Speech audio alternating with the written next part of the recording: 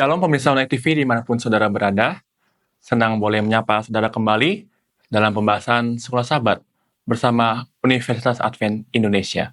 Saya Yosan Sabatua sebagai moderator yang akan memandu diskusi Sekolah Sabat kita, dan diskusi ini akan dilakukan bersama-sama dengan para hamba-hamba Tuhan, Gembala Jemaat Universitas Advent Indonesia. Bersama-sama dengan saya ada Pendeta Tawaris Laya. Selamat siang Pendeta. Ya, selamat siang Wilson. Salam damai sejahtera buat pemirsa dimanapun Anda berada. Senang bersama kembali dengan Anda belajar firman Tuhan pada saat ini. Dan Pendeta Nofri Fatah. Shalom Pak Pendeta. Shalom juga Saudara Wilson, dan shalom para pemirsa pelajar Alkitab. Pada saat ini kita akan kembali lagi melanjutkan diskusi Sekolah Sabat kita. Baik, sebelum kita akan melanjutkan diskusi kita akan sama-sama berdoa. Saya undang Pendeta Fatah untuk memimpin kita dalam doa. Mari kita berdoa. Bapa di sorga, kami mohon kiranya kuasa Roh Kudus-Mu yang akan menuntun kami berdiskusi pelajaran Sekolah Sabat. Biarlah Tuhan berkati Saudara Wilson yang akan memandu, dan kami berdua, Pendeta Tawaris Laya dan hamba-Mu, untuk menjelaskan atau menjawab pertanyaan-pertanyaan ini. Biarlah sesuai dengan kehendak Tuhan. Kami serahkan acara ini ke dalam tangan Tuhan, di dalam nama Yesus kami berdoa. Amin. Amin. Saudara, kita telah masuk dalam pelajaran yang ke-9 dengan judul Pertentangan Kosmis. Ayat hafalannya terdapat di dalam Kejadian pasal 3 ayat 15. Aku akan mengadakan permusuhan antara engkau dan perempuan itu, dan antara keturunanmu dan keturunannya. Keturunannya akan meremukkan kepalamu, dan engkau akan meremukkan tumitnya. Berbicara tentang pertentangan kosmis, kosmis ini diambil daripada bahasa Yunani, yaitu kosmos, yang artinya adalah dunia atau alam semesta. Dan pertentangan kosmis memang menggambarkan luasnya cakupan akan pertentangan ini, yaitu mencakup seluruh dunia, bahkan seluruh alam semesta. Siapa yang bertentangan? Adalah Allah dan setan, atau kebenaran dan kejahatan. Dan pertentangan ini merupakan motif utama dalam kitab suci, dan tentunya ini bukanlah sesuatu yang dapat kita abaikan. Dan saat ini kita akan melihat lebih dalam mengenai pertentangan kosmis ini lewat pelajaran Sekolah Sabat kita dari hari per hari. Untuk hari Minggu dengan judul Seorang Musuh yang Melakukan Hal Itu, saya ingin bertanya kepada Pendeta Fatah. Pak Pendeta, dalam pelajaran ini Yesus menceritakan tentang perumpamaan lalang yang tumbuh di antara gandum. Apa yang dapat kita ambil dari perumpamaan ini mengenai pertentangan besar? Silakan Pendeta. Baik, shalom saudara-saudara sekalian. Dari pelajaran ini kita melihat bagaimana Yesus menggambarkan perumpamaan tentang lalang di antara gandum, di mana Yesus sendiri dalam perumpamaan ini yang menanam benih yang baik. Kalau kita lihat Matius 13 ayat 24 sampai 27, di situ menjelaskan peristiwa ini. Kemudian ada musuh atau setan yang menabur benih lalang di antara benih yang baik atau gandum. Nah, dalam penjelasan Yesus ini ada pertanyaan di ayat 27. Dari manakah lalang itu? Dan dari penjelasan di dalam Matius pasal 13 ayat 28 sampai 30, kemudian 13 ayat 37 sampai 40, di sini menggambarkan bagaimana lalang itu adalah anak-anak si jahat. Kemudian musuh yang menabur benih lalang ialah iblis. Dan ladang ini adalah dunia ini. Nah, dari sini menggambarkan bagaimana ada pertentangan secara kosmik. Awalnya Tuhan atau Allah yang menabur benih gandum yang baik itu kepada manusia, menabur benih kebenaran, menabur hal-hal yang baik supaya manusia ini boleh hidup damai, sejahtera, bahagia, suci bersama dengan Tuhan. Tapi iblis ini datang untuk menghancurkan benih yang baik itu. Sehingga ketika benih yang baik itu atau gandum itu bertumbuh, kemudian lalang juga bertumbuh di saat yang sama, maka lalang itu akan merusak apa? Benih gandum.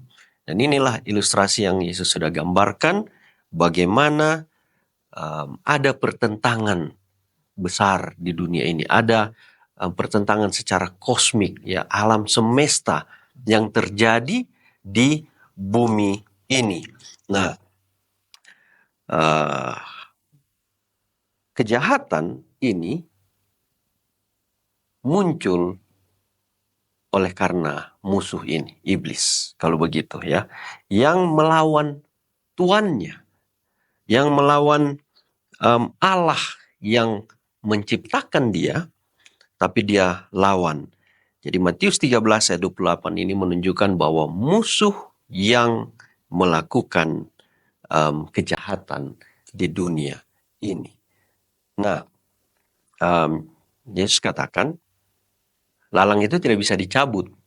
Murid-murid bertanya tentang itu.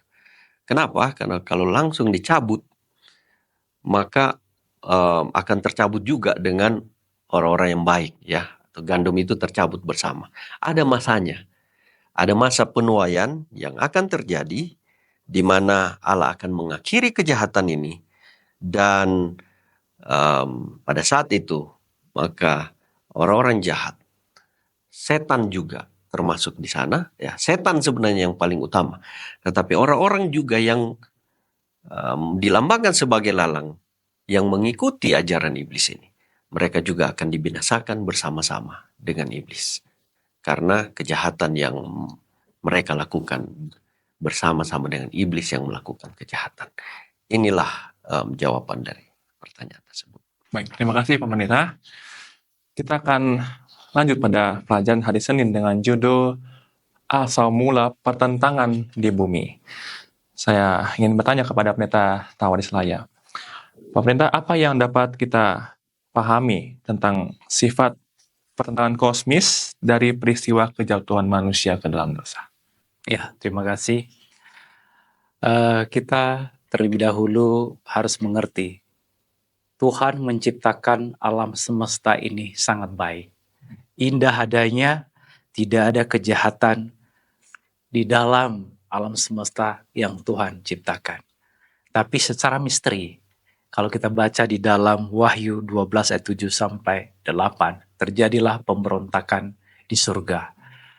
Lucifer berperang, atau Mikael dan malaikat-malaikat itu berperang dengan Lucifer dan malaikat-malaikat yang mengikuti Lucifer itu. Tapi Lucifer itu kalah dan dilemparkan ke bumi. Setelah sampai ke bumi, dia menggoda orang tua kita, yang nenek moyang kita yang awal itu, yaitu Adam dan Hawa. Dia menggoda agar Adam dan Hawa ini terjatuh. Ternyata Adam dan Hawa terjatuh, tergoda oleh si iblis atau Lucifer. Dari sini kita belajar dari pertentangan ini, sehingga terjadi pertentangan tadi ya. Dari sini kita belajar bahwa asal muasal sumber dari pertentangan itu bukanlah Tuhan, tetapi Lucifer. Jadi kita harus memahami itu. Jangan kita berpikir bahwa Tuhan menciptakan alam semesta ini lalu ada unsur kejahatan di dalamnya. Memang sudah ada unsur pertentangan. Tidak ada sama sekali. Karena Tuhan merencanakan yang indah dari mulainya. Lalu kita belajar dari pertentangan ini. Kita perhatikan ketika Lucifer itu menggoda Hawa. Pada saat itu Hawa berada di taman dan Adam. Tuhan memerintahkan kepada Hawa dan Adam, atau Adam dan Hawa, kamu boleh memakan semua buah pohon di taman ini, kecuali yang di tengah-tengah taman itu. Kalau kamu memakannya, kamu akan mati. Lalu Lucifer berdalam bentuk ular menggoda Adam dan Hawa. Dia goda, kamu tentunya tidak boleh memakan buah pohon ini yang ada di sini. Oh, Adam, Hawa katakan, kami boleh memakan semua buah pohon yang ada di taman ini, kecuali yang di tengah itu. Nah, kalau kami makan, pasti kami akan mati. Tapi apa kata si ular? Sekali-sekali kamu tidak akan mati. Tidak akan mati. Jadi, dalam hal ini, Hawa bingung. Yang berbohong sebenarnya ular ini atau Tuhan. Karena dikatakan sekali-kali kamu tidak akan mati, ular itu katakan. Malah kamu akan sama seperti Tuhan. Siapa yang bohong? Dari sini, dari pertentangan ini kita harus belajar juga bahwa di dalam kehidupan kita di atas dunia ini, kita harus benar-benar berhati-hati. Kadang-kadang kita tidak tahu apakah ini benar, apakah tidak. Satu-satunya sumber kebenaran itu adalah Tuhan itu sendiri dan firman Tuhan itu. Dari pertentangan ini kita bisa mendapatkan hikmat bahwa musuh kita adalah Lucifer, iblis, yang akan menggoda kita, yang bisa memutarbalikkan fakta sehingga kita ragu-ragu. Hati-hati dengan itu.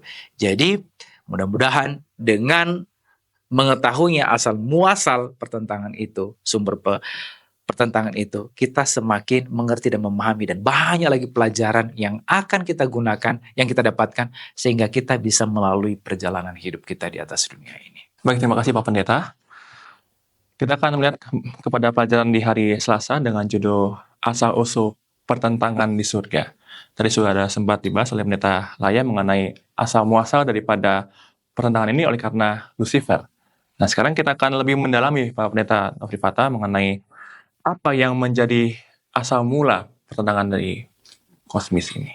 Ya, terima kasih tadi sudah dijelaskan Pendeta Tawaris tentang bagaimana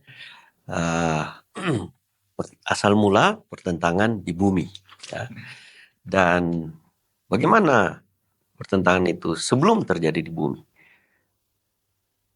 Kalau kita lihat di dalam Yeskiel, mulai dari pasal 28 ayat 12 sampai 19, kemudian di dalam Yeskiel pasal yang ke 28 ayat 12 dan 13, di sini menceritakan bagaimana digambarkan Lucifer ini, dia awalnya adalah di Keluaran 25 ayat 19 juga 20 ya, menggambarkan dia adalah malaikat yang disebut dia kerub ya. Malaikat yang menjaga, melindungi, menudungi tabut perjanjian di atas tutup pendamaian, dan menggambarkan dia itu adalah makhluk yang berada di tahta surga yang mulia. Dan dalam gambaran ini, kalau kita lihat sedikit bagaimana Tuhan menggambarkan awal mula dari Lucifer ini, dikatakan bahwa engkau, Yeskiel 28 ayat 15 sampai 17, engkau tak bercela di dalam tingkah lakumu sejak hari penciptaanmu, sampai terdapat kecurangan padamu. Dengan dagangmu yang besar engkau penuh dengan kekerasan dan engkau berbuat dosa. Maka kubuangkan engkau dari gunung Allah, dan kerub yang berjaga membinasakan engkau dari tengah-tengah batu yang bercahaya. Engkau sombong karena kecantikanmu, hikmatmu kau musnahkan demi semarakmu, ke bumi kau kulempar, kepada raja-raja engkau kuserahkan menjadi tontonan bagi matanya. Ini adalah gambaran tentang iblis yang awalnya dia tidak bercelah pada waktu Tuhan ciptakan, sampai didapati dia berbuat curang ya, sampai dia melakukan dosa, dan dia sombong karena Tuhan ciptakan dia begitu mulia, begitu indah, cantik. Dia merasa diri hebat, dan dari sinilah dia mulai berbuat fitnah kepada teman-temannya ya. Kalau di Yeskiel pasal 28 ayat 16, di sini berbicara tentang daganganmu yang besar juga, itu adalah kata lain, adalah fitnah dari bahasa aslinya ya. Ini artinya dia berbuat fitnah yang mana dia menyatakan bahwa Allah itu adalah Allah yang kejam dengan hukum-hukumnya, Allah yang tidak baik, dan Allah yang memaksa mereka untuk para malaikat untuk mengikuti Allah, dan berbagai tuduhan jahat terhadap Allah. Inilah yang dia lakukan pada saat itu. Jadi karena dia ingin menyamakan diri seperti Allah ya, di dalam Yesaya 14 juga menyebut dia sudah jatuh dari langit, dia bintang timur, putra fajar, dan dikatakan ayat 13, engkau yang tadinya berkata dalam hatimu, aku hendak naik ke langit yang tinggi, aku hendak mendirikan tahtaku, mengatasi bintang-bintang Allah. Aku hendak naik mengatasi ketinggian awan lain, menyamai yang maha tinggi. Inilah sebenarnya dia punya motif niat, ingin seperti Allah. Tapi dengan cara dia memfitnah Allah kepada malaikat-malaikat. Dan disinilah dosa itu mulai berkembang ya. Dari niatnya yang jahat ini, dia adalah makhluk ciptaan, tetapi dia mau sama dengan pencipta. Dan dosa mula-mula ini adalah dosa kesombongan, dosa tinggi hati, dosa iri hati. Inilah asal mula pertentangan di sorga ya. Dan kata lain, asal mula pertentangan di sorga adalah makhluk ciptaan atau malaikat ini, iblis ini, dia melawan Allah, melawan yang menciptakan dia.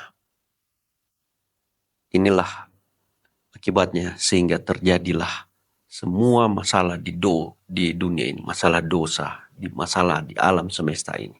Dimulai dari meninggikan diri, ingin menyamakan diri dengan Allah, dan melakukan fitnah terhadap Allah. Mungkin ini yang menjadi jawaban terhadap asal mula dari pertentangan di sorga. Baik, terima kasih Pendeta. Sekarang kita akan melihat pelajaran di hari Rabu dengan judul Jika Engkau Menyembah Aku, kepada Pendeta Laya. Ada peristiwa mengenai pencobaan iblis kepada Yesus di padang gurun. Nah, melalui peristiwa ini Pendeta, bagaimana kita dapat melihat realitas pertentangan besar dan apa pelajaran yang dapat kita ambil dari kisah ini? Silakan Pendeta. Ya, dalam proses iblis mencobai Yesus di padang gurun, kita memang bisa melihat secara realistis pertentangan antara Allah dan iblis. Kita bisa menyaksikannya secara gamblang di situ. Ada 3 tahap ya pencobaan yang dilakukan oleh iblis terhadap Yesus.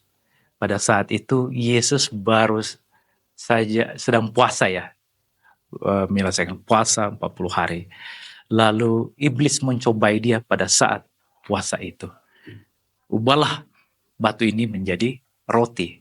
Karena dia tahu Yesus kan lapar pada saat itu. Tapi Yesus tidak jatuh, tidak dia ubah batu itu menjadi roti. Tapi Yesus menjawab dengan firman Tuhan, bahwa manusia bukan hanya hidup dari roti saja, tapi dari firman Tuhan juga. Kedua, Yesus itu dibawa ke tempat yang paling tinggi, lalu disuruh turun, lompat. Malaikat katakan, kalau kamu anak Allah, tentunya Tuhan akan mengirim malaikat menumpang. Tidak akan membiarkan engkau jatuh. Tapi Yesus tidak tergoda lagi. janganlah engkau mencobai Tuhan Allahmu. Yang ketiga, iblis memperlihatkan kepada Yesus dunia ini betapa indahnya. Iblis katakan, jika engkau menyembah aku, ini akan menjadi milikmu. Di sini ya. Iblis jelas-jelas di sini menunjukkan pertentangannya dengan Tuhan. Merebutkan apa yang menjadi hak Tuhan. Tuhan itulah satu-satunya pencipta alam semesta ini dan layak untuk disembah. Sekarang, iblis merebut yang menjadi hak Tuhan itu dengan mengajak Yesus, dengan menggoda Yesus agar Yesus itu menyembah dia.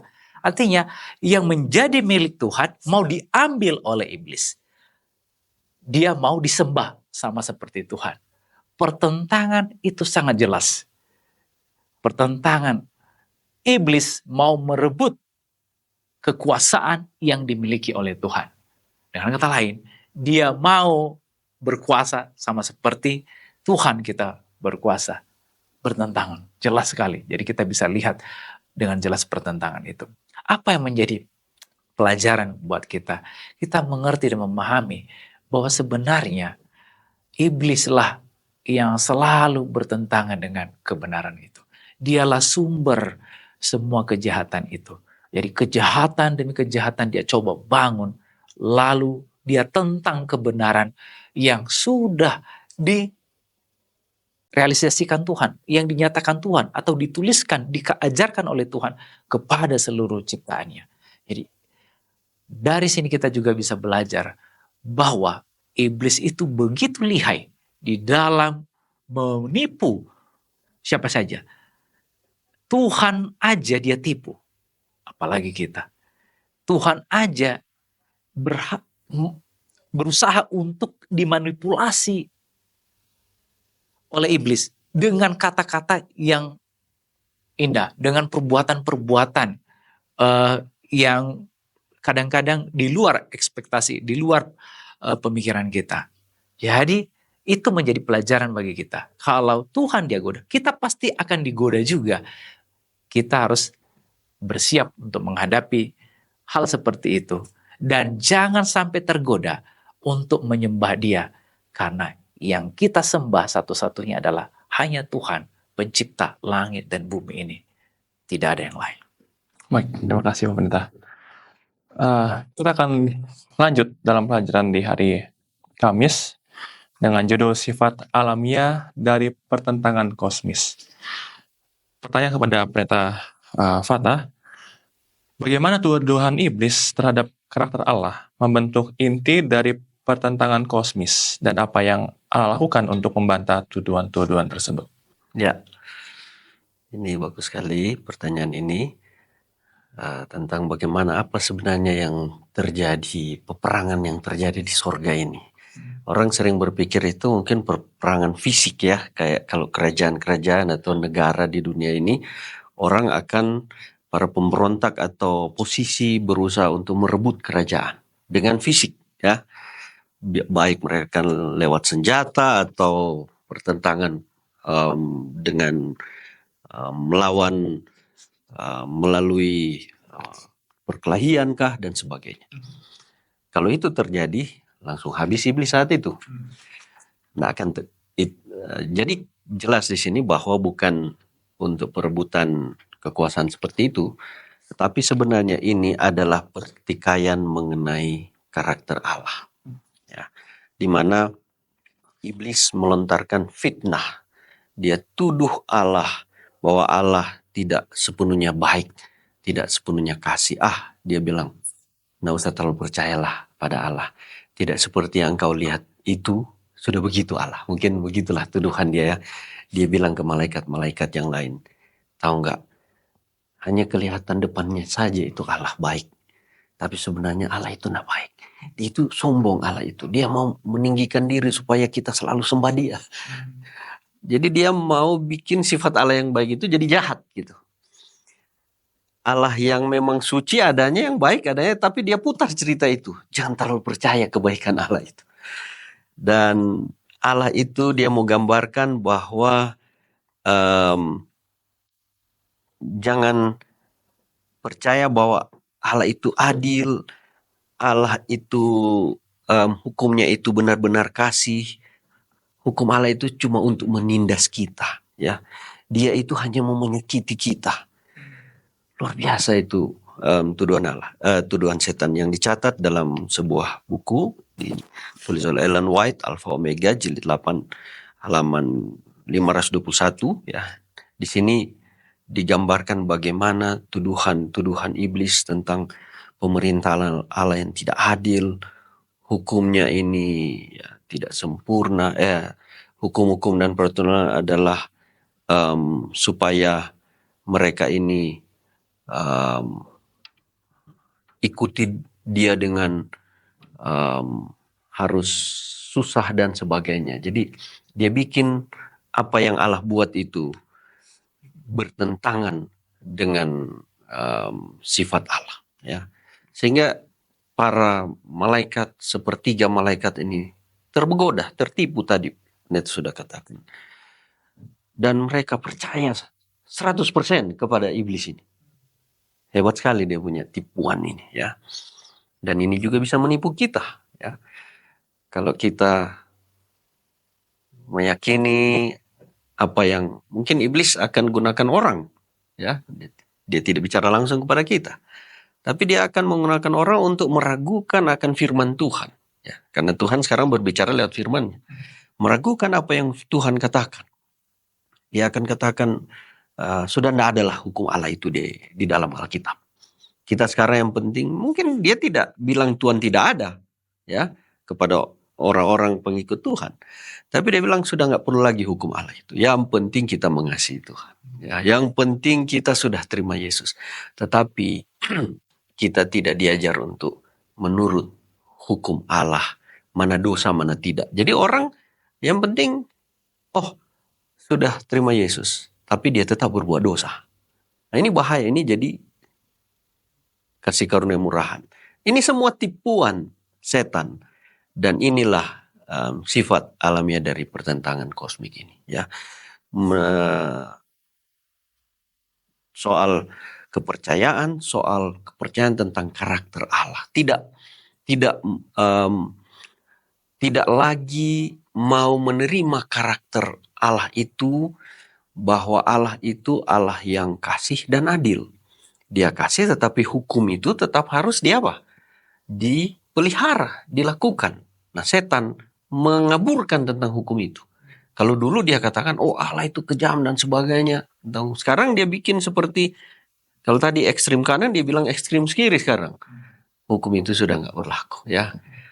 Nah, ini sifat alamiah ini, pertentangan itu adalah sifat kepercayaan. Dia memenangkan kepercayaan setan itu dengan membuat satu ajaran yang seperti sangat benar dan meragukan karakter Allah ini. Nah, inilah iblis itu. Dia bapa segala pendusta, Yohanes 8 ayat 44 dan 45. Dan dialah si ular tua itu, ya. Kenapa dibilang ular tua? Ular cerdik, tapi sekarang menjadi licik. Yang tua, dia sudah berpengalaman sampai sekarang. Jadi kita bisa dia tipu. Kalau sepertiga malaikat dia tipu, apalagi kita. Kemudian dia juga yang menuduh umat Allah bahwa kita ini tidak layak semua, kita ini orang berdosa, ya. Pengadilan. Kemudian sebagai penguasa yang menipu dunia ini. Nah, kita bisa lihat itu dalam Wahyu 12 ayat 9 dan 10. Inilah sifat iblis itu, inilah karakter iblis itu, dan strategi iblis adalah berusaha untuk membuat makhluk ciptaan Allah percaya bahwa Allah itu enggak adil. Allah itu tidak kasih. Allah itu menindas kita. Itulah cara dia, strategi. Tetapi Allah melawan iblis ini dengan cara, tidak dengan kekerasan, bukan dengan fisik. Tetapi dia lakukan itu penuh keadilan dan dia tegakkan kebenaran. Tuduhan setan ditaklukkan, dikalahkan dengan dia mati di kayu salib. bahwa Allah kasih, dia tunjukkan dia mati, Allah adil, dia tidak rubah hukum itu. Hukum itu tetap ada, Yesus menghidupkan hukum yang dia ajarkan kepada malaikat di sorga dan kepada Adam dan Hawa dan kepada kita. Dia lakukan itu 100%, dia tidak berdosa, dia tidak melanggar hukum. Dan dia mati menunjukkan dia tidak kejam. Dia penuh kasih kepada orang yang berdosa. Dan disinilah kita melihat dua sifat alamiah pertentangan kosmik. Antara sifat setan dan sifat Tuhan. Baik, terima kasih Pendeta. Sementara kita telah mendalami akan pelajaran ini dari hari ke hari, dan sekarang kita akan melihat apa yang menjadi rangkuman dan kesimpulan dari pelajaran kita. Saya persilakan Pendeta Laya untuk memberikan rangkuman. Ya, jadi kita sudah belajar pertentangan kosmis, pertentangan di alam semesta ini. Pendeta Fata tadi jelaskan bukan pertentangan peperangan nyata yang terjadi seperti yang terjadi di hadapan kita, tapi itu pertentangan antara karakter Allah dan iblis itu, kebenaran dan kejahatan. Sudah diajarkan kepada kita asal muasal dari pertentangan itu, mulai dari sorga dan sampai ke bumi, dan kita rasakan akibat dari pertentangan itu sekarang ini. Dari pelajaran ini kita memahami bahwa asal muasalnya munculnya dosa bukanlah Tuhan penyebabnya, tetapi Lucifer lah penyebabnya. Dan yang menyebabkan masuknya dosa di atas dunia ini atau di alam semesta ini bukanlah Tuhan, tetapi si jahat itu yang menyebabkan munculnya dosa. Ketika Tuhan membiarkan masuknya dosa ke atas dunia ini atau di seluruh alam semesta di mana Tuhan telah menciptakannya begitu sempurna, itulah bukan berarti ciptaan Tuhan itu tidak sempurna. Jadi kita mengerti bahwa itu memang Tuhan izinkan terjadi. Kenapa Tuhan tidak langsung basmi Lucifer yang memberontak pada saat itu? Karena kalau Tuhan basmi, maka orang akan mengikuti dia penuh dengan ketakutan. Tuhan izinkan dosa itu menjadi matang sampai seluruh alam semesta manusia mengetahui akibat dari dosa itu, akibat dari pertentangan yang dilakukan oleh iblis itu. Barulah Tuhan melanjutkan tindakan atau bertindak seadil-adilnya. Jadi mudah-mudahan dengan pelajaran ini kita bisa memahami dengan baik bahwa Tuhan itu sangat baik, sementara iblis lawannya begitu jahat. Tuhan memberkati. Amin. Demikianlah pelajaran kita. Doa dan harapan kami agar pemirsa yang menonton tayangan ini boleh terberkati dengan pelajaran ini dan boleh mengerti akan pelajaran sekolah Sabat, bahkan juga dapat menghidupkannya dalam kehidupan masing-masing. Untuk menutup akan diskusi kita akan sama-sama berdoa dan saya undang Pendeta Laya untuk memimpin dalam doa. Ya, kita berdoa. Bapa yang di sorga, kami bersyukur kepadamu pada saat ini karena Tuhan telah menyertai kami ketika kami belajar firman Tuhan dari pelajaran sekolah Sabat kami bersama-sama. Kami juga belajar bersama dengan pemirsa dimanapun mereka berada pada saat ini. Biarlah pelajaran ini menolong kami memahami tentang pertentangan besar yang terjadi di alam semesta ini. Dan kami tahu sumber kejahatan yang sesungguhnya. Bapa yang di sorga, biarlah Tuhan menolong kami semuanya dan menolong pemirsa dimanapun mereka berada pada saat ini. Sehingga pelajaran ini menolong mereka memberikan pengertian yang benar kepada kami dan pemirsa. Kami juga memohon kepadamu, biarlah Tuhan memberkati pendengar kami dimanapun mereka berada pada saat ini. Berkatilah seluruh aktivitas mereka, pekerjaan mereka, biarlah mereka berhasil. Damai sejahtera selalu menyertai kehidupan mereka. Ampuni kami dari segala dosa dan kesalahan kami. Kami berdoa dalam nama Yesus, Juru Selamat kami. Amin. Amin.